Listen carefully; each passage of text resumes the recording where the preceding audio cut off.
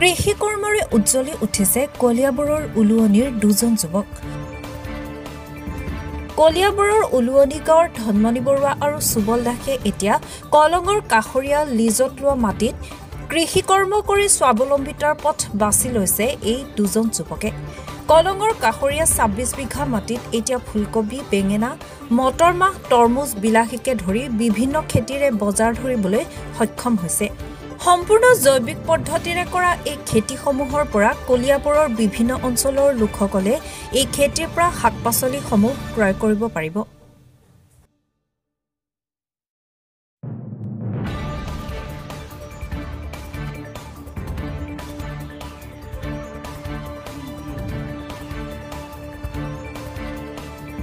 ধুনীয়াকৈ কৰিছোঁ মানে ধুনীয়া কৰিব নোৱাৰিলোঁ, যি হওক মানে তথাপিও মানে মোটামুটি চলিছে আৰু আমাৰ বানপানীৰ পিছততো যেনেকুৱা খেতিবিলাক কৰিব লাগিছিলে, আমি ২৬ বিঘা মাটি আছে কথা ঠিক, কিন্তু চবখিনি বুকিং কৰিব পৰা নাই।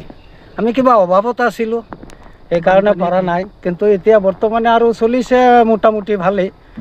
আমি মানে ইয়াত এটা ভাল পাইছোঁ, এইটোৱে আমাৰ কলংটো ওচৰত আছে, কলঙৰ পানীটো ব্যৱহাৰ কৰিব পাৰোঁ, সেইকাৰণে মানে আমাৰ ইয়াত লাভ বস্তুটো অকণমান বেছি হয়, বুজিছে। এতিয়া ইয়াত আমাৰ খৰচটো অকণমান কম হয়।